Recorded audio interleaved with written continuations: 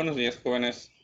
Les doy la bienvenida a nuestra octava sesión virtual de la asignatura de Biología para el periodo 2020-2021 para los grupos del segundo A, B, C, D, E y Nocturno. Antes de comenzar con la sesión, les quiero agradecer por su participación en la sesión de Zoom. La verdad es que fueron bastantes los estudiantes que pudieron entrar. Aquellos de ustedes que por algún motivo no pudieron entrar, les pido que se pongan al día con la actividad, las preguntas que estuvimos realizando durante la sesión para que al menos puedan tener ese trabajo de integración. ¿Okay? Si se comunican conmigo para explicarme por qué sucedió, ¿okay? Bueno, pues ya podemos ver qué podemos hacer por ustedes. Ahora, la sesión de hoy, les digo de una vez, es un poco larga, va a ser un poco larga en comparación con otras que hemos tenido. El tema, pues, es un poco largo de explicar, así que, pues, me disculpo con ustedes por ese tiempo. Les advierto de una vez, vayan por algo de tomar, tal vez por ahí un bote de palomitas, o si lo quieren ver por partes, pues también. ¿Okay? Pero es importante que lo vean todo, no lo dejen a la mitad. Entonces, para no hacerlo más largo, vamos a empezar ya con la sesión. Denme un segundo en lo que preparo esto. Esto.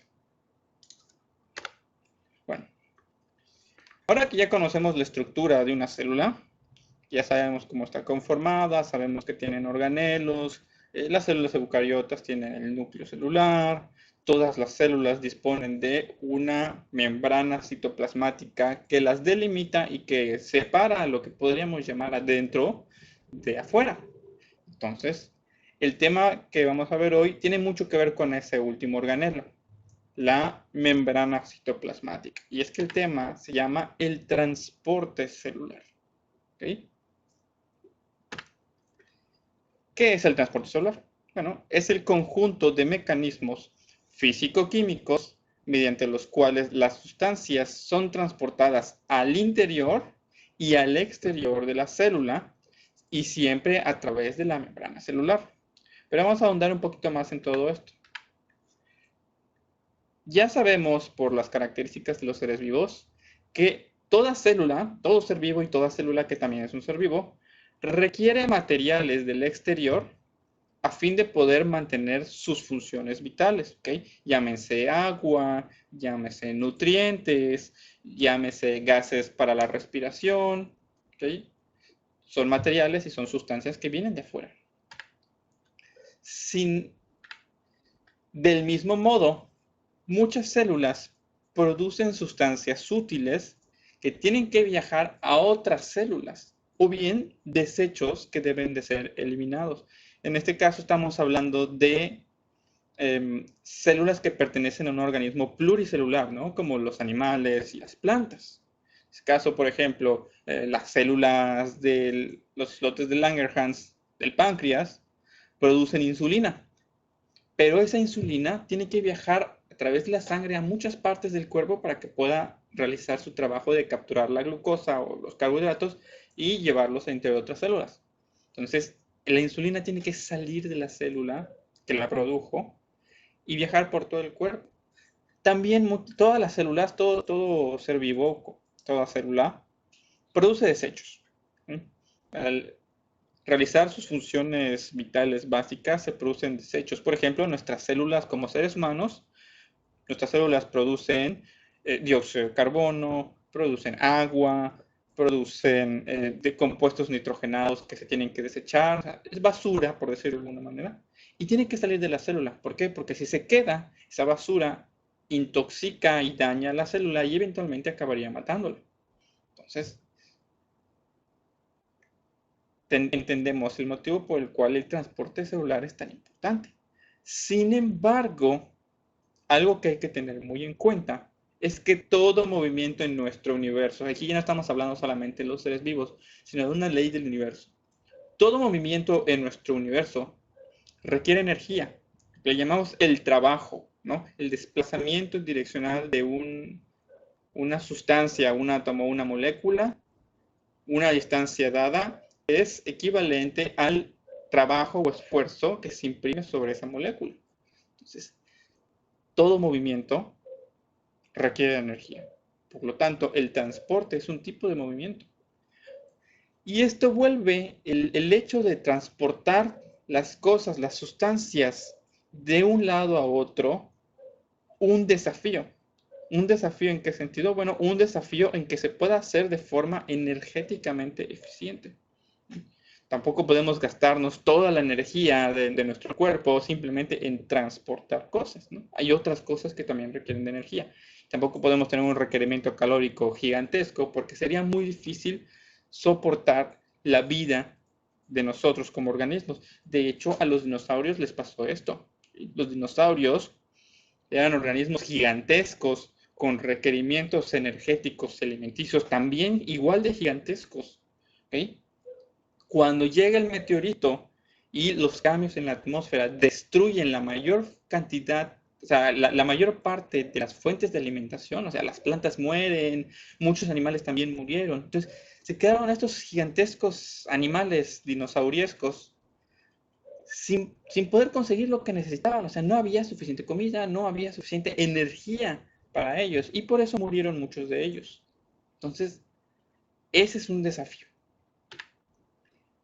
Ahora, algo interesante es que todo transporte celular siempre se lleva a través de la membrana celular o citoplasmática. Eso es algo a tener en cuenta.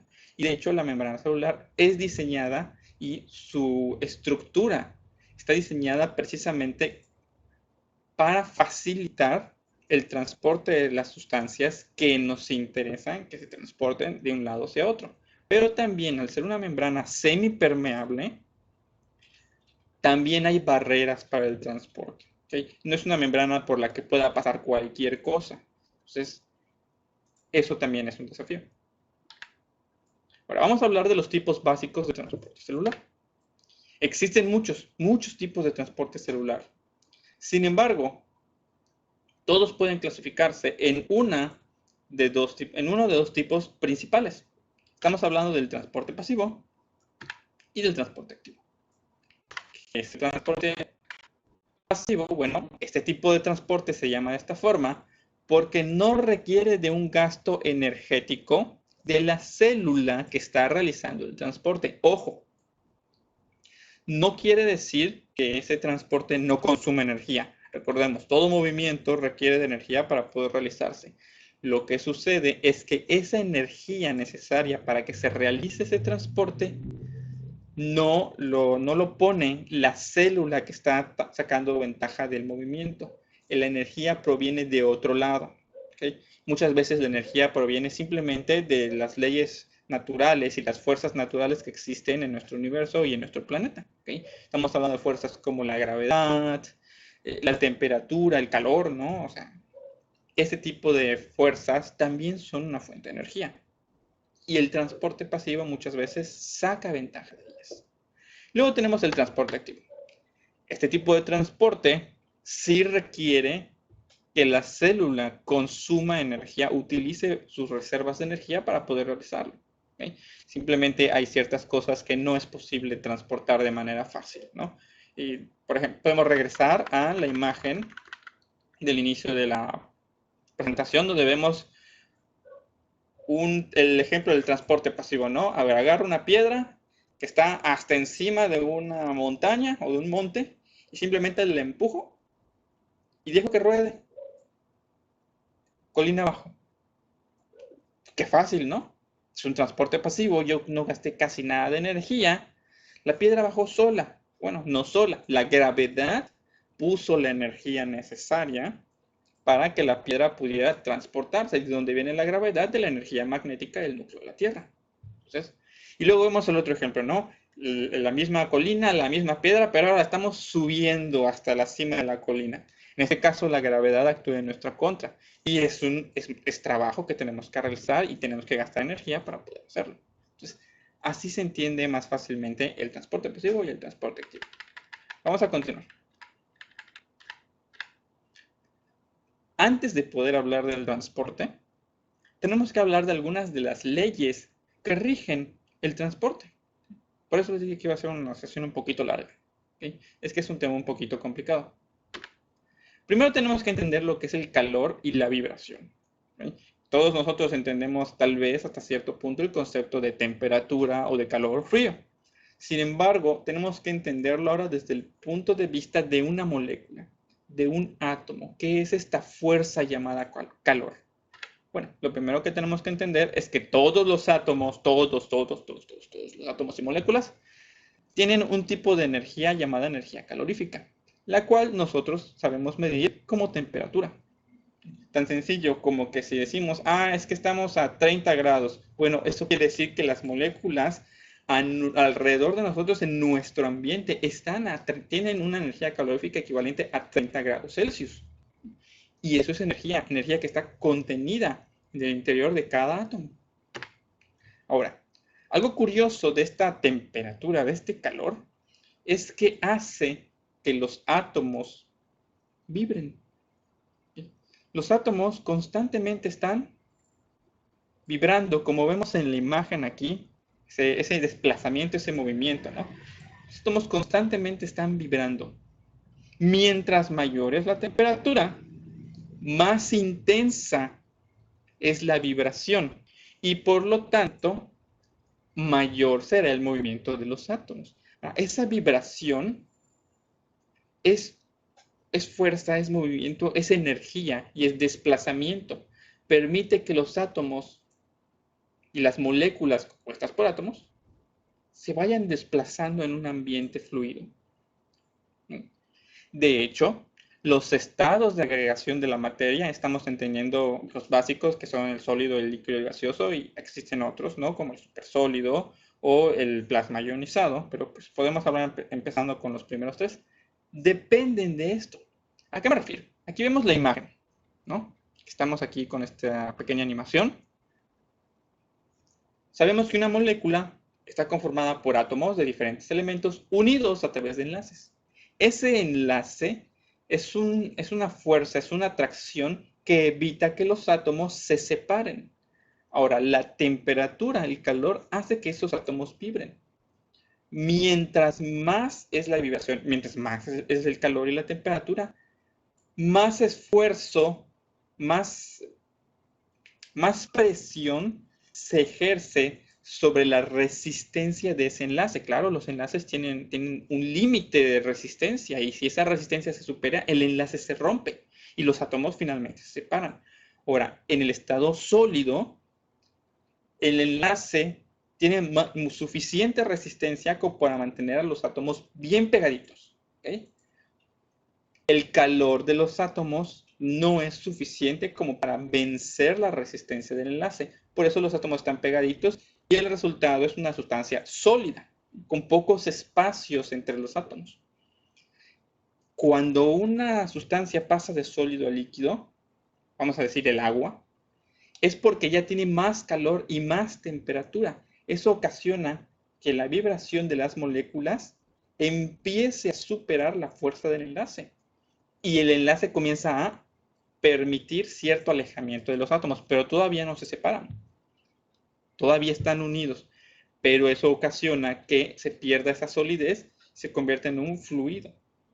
Y más aún, cuando el calor sube mucho más, estamos hablando del estado gaseoso. El líquido se evapora y se convierte en un estado gaseoso, que es cuando ya el movimiento y la fuerza de la vibración de los átomos supera la resistencia del enlace y el enlace se estira demasiado o incluso puede llegar a romperse y las moléculas van alejándose entre ellas y se van. Es por eso los gases pues los percibimos de la manera en la que los percibimos. Y todo esto es por la temperatura. Esta es una fuerza que siempre está presente en nuestro universo. Incluso los átomos de los sólidos tienen cierta vibración. Solamente desaparece esta vibración en el caso de que una sustancia alcance la temperatura conocida como el cero absoluto, que viene a ser 0 grados Kelvin. El cero absoluto es la temperatura, vamos a decir, teórica, en la cual toda la energía calorífica abandona un átomo. Y al tener una energía calorífica de 0, pues ya no puede vibrar. Sin embargo, el cero absoluto no existe en la naturaleza. Se ha logrado mantener temperaturas de cero absoluto durante unos cuantos instantes, o si estamos hablando de segundos, en condiciones de laboratorio y a través de requerimientos tecnológicos muy elevados. Pero no existe en la naturaleza. En la naturaleza no encontramos eso. Entonces, dentro de los parámetros naturales en los que estamos viviendo nosotros, toda molécula, todo átomo tiene una temperatura y un movimiento y una vibración relacionados a esa temperatura. Explico esto y es muy importante, ¿okay? Así que manténganlo en el fondo de su cabeza cuando estemos viendo las explicaciones de los tipos de transporte. Otro tipo de ley que tenemos y regla que tenemos que entender para poder comprender los tipos de transporte es el gradiente de concentración. ¿Okay? ¿Qué es el gradiente de concentración? Bueno, es muy sencillo. Cuando tienes un medio líquido separado por una membrana semipermeable, como la membrana celular, las sustancias disueltas en ese medio se van a desplazar de un lado a otro de la membrana hasta que en los dos lados de esa membrana esté distribuido de manera uniforme esas sustancias disueltas. ¿Okay? Es decir, se busca un equilibrio. Si aquí tenemos una membrana, ¿no? Tenemos un recipiente lleno de agua, ¿no? Agua. Aquí tenemos una membrana semipermeable que separa un lado del otro. En un lado echamos un montón de sal, ¿no? Hasta que tengamos, no sé, una concentración de sal de este lado de 25%. No, 50, vamos a poner 50, ¿no? 50% de concentración salina. Y del otro lado, como no pusimos nada de sal, pues la concentración salina es cero o cercana a cero. ¿Qué va a pasar? Las moléculas de sal van a empezar a atravesar la membrana semipermeable hasta que haya suficiente sal del otro lado para que la concentración de ambos lados sea la misma. En este caso, pues estaríamos hablando de que tiene que haber 25% de concentración salina en ambos lados. ¿Okay? Es una fuerza que busca equilibrar las concentraciones. Ese es el gradiente de concentración. Lo vemos aquí en la imagen, ¿no? Aquí tenemos la membrana de fosfolípidos de una célula. Vemos que de un lado tenemos un líquido extracelular. Podemos entender que es algo parecido al agua. Del otro lado tenemos el citoplasma, que también es una sustancia líquida en el interior de la célula, formada en gran medida por agua. Vemos que afuera de la célula hay un montón de partículas. Vamos a decir sales. Aunque las sales no atraviesan la membrana. Vamos a decir oxígeno. Y del otro lado no hay nada. Así que, ¿qué es lo que pasa? Comienza a viajar el oxígeno de un lado, desde afuera hacia adentro, hasta que están en equilibrio. ¿Okay? Habiendo entendido estas dos leyes, y aquí les viene lo interesante. ¿Cómo pasan de un lado a otro las sustancias disueltas? ¿Cómo pasan de un lado a otro de la membrana? ¿De dónde viene la energía para ese desplazamiento? Proviene de la ley anterior que estábamos hablando. La temperatura y la vibración de los átomos y las moléculas por el calor. ¿Okay? Empecemos con los tipos de transporte pasivo, las formas de transporte pasivo. Empecemos con la más simple de todas ellas, es la difusión simple. ¿Qué es la difusión simple? Muy sencillo.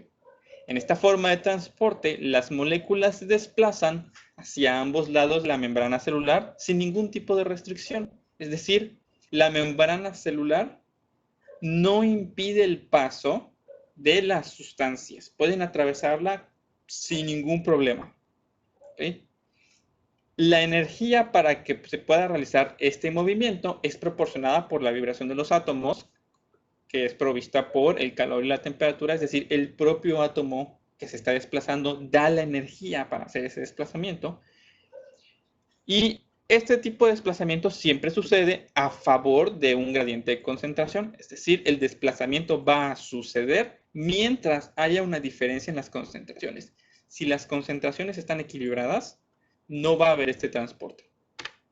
Un ejemplo de esto son de las moléculas que pueden realizar este tipo de difusión son los gases como el oxígeno y el dióxido de carbono. Pues claro, el oxígeno está afuera, ¿por qué? Porque lo traen la sangre, las células de la sangre traen el oxígeno hasta la célula, ¿okay? Y la célula está produciendo dióxido de carbono, produce dióxido de carbono, dióxido de carbono, dióxido de carbono, porque es un desecho de la respiración celular.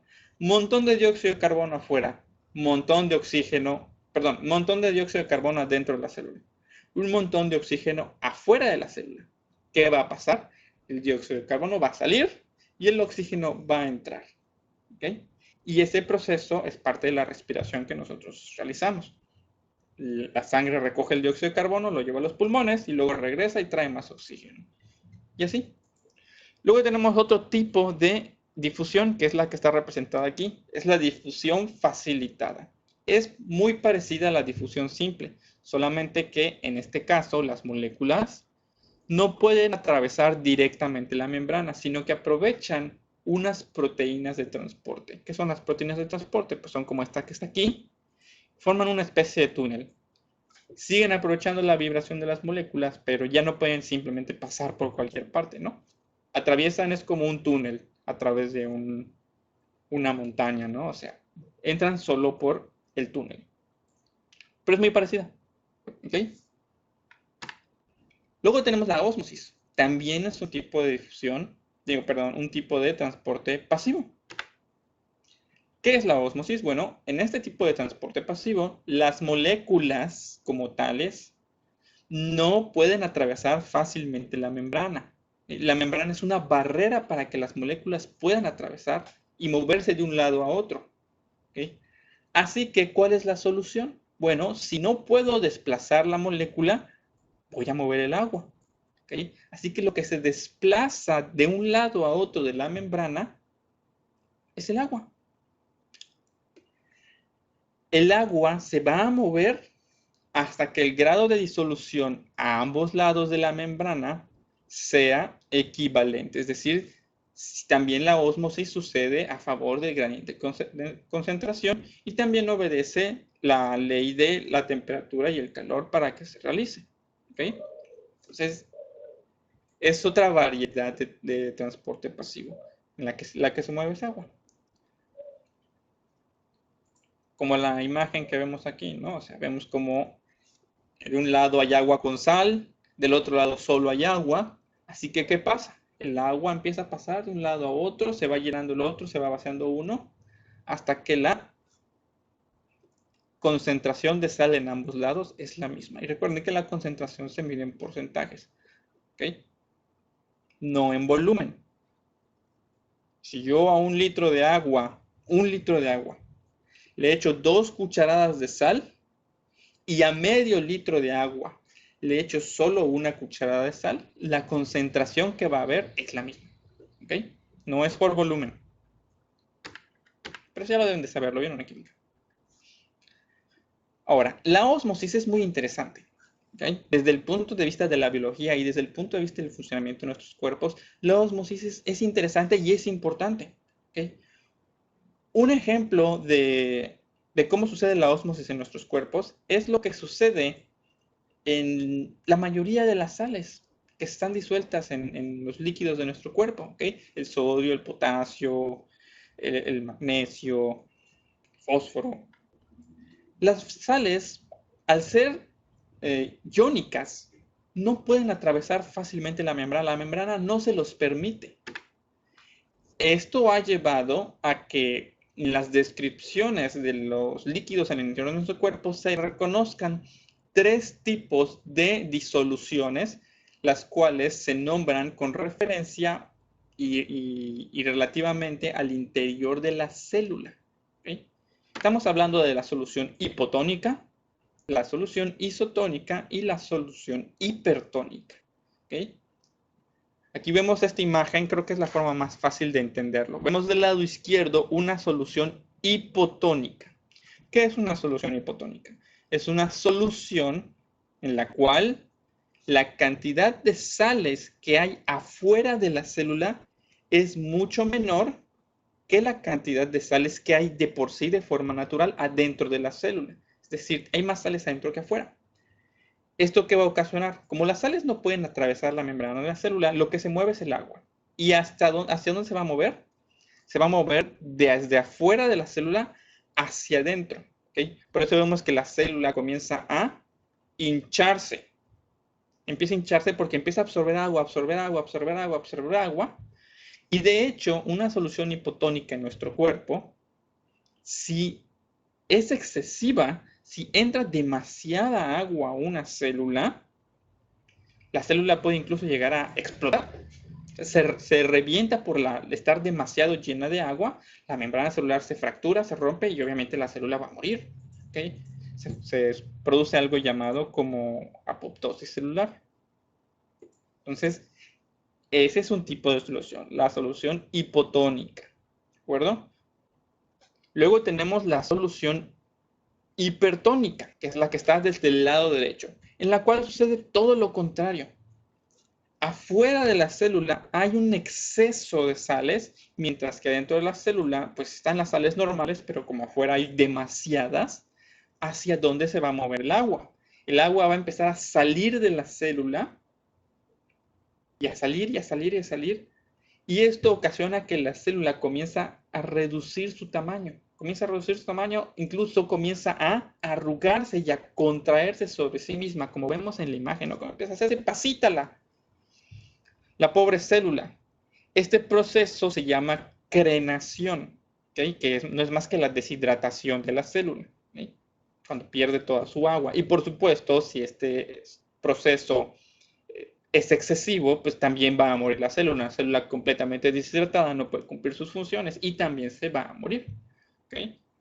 Y luego tenemos la solución isotónica, en la cual hay un equilibrio en las sales que hay tanto adentro como afuera, y por lo tanto el agua se desplaza de manera circular, entra y sale, entra un poco de agua, sale la misma cantidad de agua, entra un poco de agua y sale la misma cantidad de agua, que es el estado en el que debería de estar los líquidos disueltos en nuestro cuerpo, ¿no? O sea, cuando hablamos de los líquidos de nuestro cuerpo que están afuera de la célula, generalmente entendemos la sangre, ¿ok?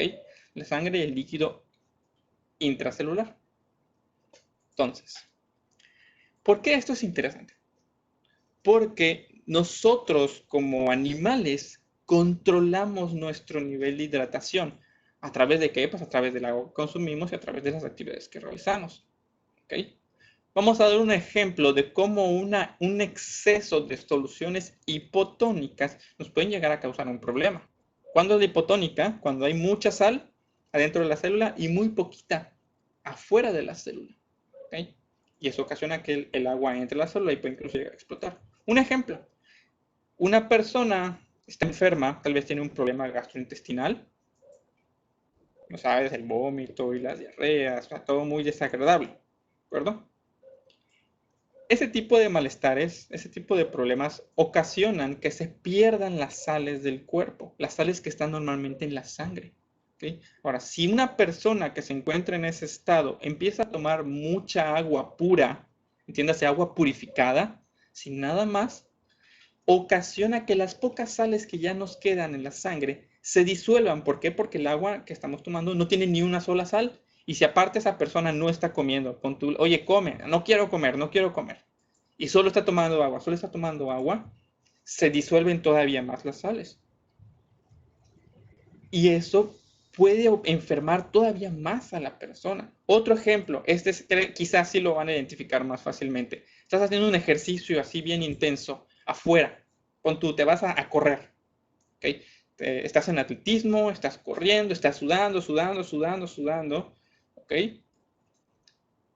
Y hasta que ya así como que ya estás cansado, ya estuviste corriendo 30, 40 minutos, sudaste un montón. Ahora, a través del sudor se eliminan muchas de las sales del cuerpo. Y luego vas y te echas tu botella de un litro así entero de agua purificada, bien fría. ¿Sí? Al principio está muy padre, te refresca, se te va un poco la sed. En los 5 minutos te vas a alguna esquinita a vomitar. ¿Okay? O te mareas e incluso te puedes llegar a desmayar. ¿Esto por qué? El agua purificada no tiene sales y tú perdiste muchas sales. Ahora, si bien el agua es buena para nosotros, en esas condiciones lo que necesitamos es reponer las sales. ¿Qué otro nombre reciben las sales? Los electrolitos. Electrolitos y sales, lo mismo. Por eso existen las bebidas que ayudan a reponer los electrolitos. Pero ojo, no estamos hablando de Gatorade o Powerade. Esas bebidas no sirven para nada. ¿Okay? Estamos hablando de bebidas isotónicas que ayudan a reponer las dos cosas. ¿Quieres, después de una sesión de ejercicios así bien intensa, quieres reponer tus electrolitos? No te compres un Powerade. Vete a la farmacia y te compras un suero. Suerox. Porque está diseñado y formulado de una manera que no proporcione ni un exceso ni una carencia de ninguna cosa. ¿Okay? Y tampoco tienen exceso ni de colorantes ni de azúcares innecesarios, a diferencia de esas bebidas deportivas que no las deberían de tomar. ¿Okay? Ahora vamos a hablar del ejemplo de la hipertónica. ¿Okay? También es muy importante. ¿Qué es lo que ocasiona una solución hipertónica? Deshidratación. Tan sencillo como tener una dieta excesivamente alta en sales y sin suficiente agua pura, ocasiona que nuestras células comiencen a estar en un estado constante de deshidratación, ¿no? Como la pobre célula roja que está aquí, que es un glóbulo rojo. Y pues obviamente eso no es algo bueno. ¿Okay? Hay que mantener el estado isotónico de nuestro cuerpo. Ejemplo, vamos a agarrar otra vez el ejercicio. ¿Okay? Estuviste haciendo ejercicio. Pero no estabas haciendo atletismo, estabas haciendo pesas, por ejemplo, ¿no? O tal vez algo de calistenia, pilates, algo así, algo estacionario, pero de mucho esfuerzo. Entonces, comienzas a tener calor, pero no sudas tanto, empiezas solo a evaporar agua de tu piel. Por eso aparentemente sudas menos. ¿Sí? Pero sí, si estás perdiendo agua, aunque estás perdiendo menos sales. Te empiezas a deshidratar porque te falta agua. Y luego vas y te compras tu Gatorade. ¿Okay? Te compras tu Gatorade y te lo echas. Estás metiendo sales a un cuerpo que ya no necesita más sales. En ese caso, ¿qué necesitas? Ahí sí necesitas agua pura. ¿Okay? Ahí sí te va a hacer bien agarrar, comprar tu litro de agua purificada y tomártelo. ¿Okay? Hay que aprender a escuchar a nuestro cuerpo. ¿Okay? Y a ser inteligentes en cuanto a cómo manejamos nuestra salud. Por eso es interesante la osmosis, porque es algo que nosotros realmente controlamos constantemente, aunque no nos demos cuenta, y que es relevante para nuestra salud. Entonces, quédense con ese pedacito. Por último, entre los tipos de transporte pasivo tenemos la ultrafiltración. La ultrafiltración es una forma de transporte pasivo, la cual las sales y otras moléculas grandes que normalmente no pueden atravesar la membrana, por ejemplo, sales, lo hacen, atraviesan la membrana y aprovechan una presión hidrostática. ¿Qué es una presión hidrostática? Es la presión que ejerce un líquido contra las paredes del contenedor en donde se encuentran. Recuerden que los líquidos no se pueden comprimir. ¿Okay? Los líquidos son cero comprimibles. Entonces, ¿qué pasa cuando tú ejerces fuerza contra un líquido? No se puede comprimir. Así que lo que va a hacer es presionar y ejercer fuerza contra las paredes del contenedor donde está ese líquido. Obviamente, si la fuerza es excesiva, el contenedor se va a romper. ¿Okay? No hay manera de comprimirlo. Entonces, ¿dónde sucede esto en nuestro cuerpo? ¿Okay? Sucede principalmente en nuestros riñones. Nuestros riñones tienen unas células llamadas nefronas y en las nefronas hay unos glomérulos que es donde se filtra la sangre. La sangre lleva todos los desechos de las células, sales, compuestos de nitrógeno, lípidos, y demás basura. ¿Okay? Pero muchas de esas moléculas no atraviesan de forma natural la membrana de la célula. Entonces, ¿cómo logra la sangre que la atraviesen? La sangre viene con presión. ¿Okay? La sangre viaja por los vasos sanguíneos del cuerpo a presión. ¿De dónde viene esa presión? De nuestro corazón. Nuestro corazón está bombeando constantemente sangre y esa presión, ese bombeo, es una fuente de energía, una fuente de fuerza y de desplazamiento.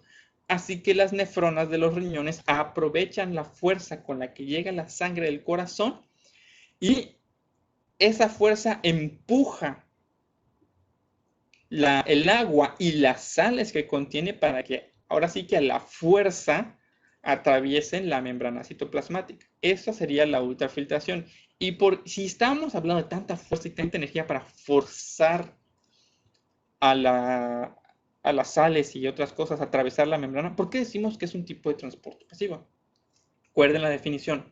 Transporte pasivo es cuando la célula que está realizando el transporte no gasta energía. Ahora, en este caso, la nefrona del riñón no está gastando energía. ¿Quién está gastando la energía? Bueno, el corazón que está bombeando la sangre, de ahí viene la energía. No quiere decir que a nosotros no nos cueste como organismo completito energía, simplemente la energía no es gastada por la nefrona, es gastada por otra cosa. ¿Okay? Que les quede bien claro la definición. Ahora vamos a hablar de las formas del transporte activo. Vamos a empezar por la endocitosis. La endocitosis es el transporte de moléculas y partículas de gran tamaño al interior de la célula. ¿Okay? Por medio de la captura de estas partículas. ¿Okay? Cuando la endocitosis se realiza sobre una partícula sólida, se llama fagocitosis, que es prácticamente devorar. Podríamos decir que la célula devora esa partícula y se la lleva. ¿Okay? Cuando la endocitosis se realiza sobre sustancias líquidas, gotitas de líquido extracelular, entonces se llama pinocitosis, así como me apellido. ¿Okay? Pinocitosis. Esta forma de energía sí requiere del gasto de energía de la célula, por eso es un tipo de transporte activo, ¿de acuerdo? ¿Dónde vemos mucho esto? Bueno, las bacterias les encanta tanto la endocitosis como la pinocitosis, es la forma en la que se alimentan, pero en el interior de nuestro cuerpo también lo vemos mucho, ¿okay? Particularmente las células del sistema inmunitario. Por ejemplo, los macrófagos. Los macrófagos son unas células del sistema inmunitario bien grandotas, ¿okay? Son unas células impresionantes y su trabajo es perseguir cualquier, ya puede ser una sustancia tóxica, puede ser una bacteria, puede ser un virus, puede ser incluso un parásito, o sea, cualquier cosa que encuentren por ahí que pueda llegar a ser peligrosa, por ejemplo una bacteria, el macrófago lo busca y lo atrapa y se lo come, o sea, literalmente se lo come. Y ya que está dentro del macrófago, utiliza los lisosomas que vimos durante la clase pasada para secretar enzimas que disuelven y destruyen lo que se comió. ¿Okay? Y muchas células del sistema inmunitario, los linfocitos, los granulocitos, etc., muchos de ellos tienen mecanismos de endocitosis para atrapar y combatir contra los invasores de nuestro cuerpo, ¿no? Incluso existe la endocitosis mediada por receptores. También es un ejemplo que podría ser con los anticuerpos de nuestro sistema inmune, ¿no? El anticuerpo se fija, eso es un receptor. La célula que quiere defendernos reconoce el anticuerpo y así es como atrapa el intruso. Y ya para terminar, vamos a hablar de la bomba de sodio y potasio. Ahora, para la bomba de sodio y potasio, como la verdad es un poquito complicada, creo que va a ser un poco más fácil que la entiendan con un video animado. Entonces, yo no se los voy a explicar a través de esta presentación, pero les estoy facilitando en el post del blogger, justo abajo de este video que estás viendo tú, abajito vas a encontrar el enlace del video de YouTube, que es un video animado donde te explican de manera un poquito más visual lo que es la bomba de sodio y potasio. Simplemente entiendan que también es un tipo de transporte activo en el cual los iones positivos de sodio y los iones positivos de potasio atraviesan la membrana para mantener un potencial eléctrico. ¿Okay? Por mi parte, y hasta aquí es todo por hoy. ¿Okay? En cuanto al tema, les pido que por favor cuando terminen de ver este video, revisen el segundo video. No está muy largo, está cortito. ¿Okay? No les va a tomar ya mucho más tiempo. Para que entiendan la última parte, que es la bomba de sodio y potasio. Pero les voy a dejar una tarea. Sí, lo siento. Tarea. ¿Okay? La buena noticia es que es la última tarea del bloque y que además tienen hasta el 30 de septiembre para entregarla. Así que pues pueden tomárselo con calma al menos durante un tiempo. Disfrutar su fin de semana y ya luego se preocupan. ¿Ok? Tarea. La última tarea del bloque va a consistir en un esquema, entiéndase dibujo a mano, ¿ok? En hojas en blanco o en tu libreta, de la estructura de una célula eucariota, ¿ok? Ya vimos el tema de célula eucariota, incluso puse algunas imágenes. Pueden utilizar estas imágenes, puedes calcarla, puedes copiarla, ese no es el problema. Lo que quiero es que hagan ese esfuerzo y se tomen ese tiempo de dibujarla y de representarla, porque eso les va a ayudar a aprenderse cómo es, ¿ok? Y dónde está cada cosa. Entonces, me vas a hacer el dibujo en grande de la célula eucariota y me vas a representar los siguientes organelos con una flechita y con su nombre, ¿no? Igual que como vimos en la presentación. Tienen que mostrar la membrana citoplasmática, el núcleo, el nucleolo, el retículo endoplásmico liso, el retículo endoplásmico rugoso, el aparato de Golgi, la vacuola, el centriolo, la mitocondria y los cloroplastos. Todos esos me tienes que señalar y representar claramente en tu dibujo. ¿De acuerdo? No me tienen que explicar nada, no les voy a pedir que me expliquen qué hace cada cosa, ¿ok? Tampoco se trata de torturarlos, pero esfuércense en su dibujo. Tienen tiempo suficiente, tienen de aquí hasta el 30 para entregarlo, ¿ok? Y no es tanto. Así que pues tómense la molestia de hacer un buen dibujo, ¿de acuerdo? Recuerden que el esfuerzo les da la posibilidad de ganar puntos extra. Ahora sí, aquí terminamos. Les deseo que tengan un muy bonito fin de semana. Descansen, hagan sus tareas. Y nos vemos para la siguiente sesión virtual, la cual será el lunes 28. ¿De acuerdo? Hasta luego, nos vemos.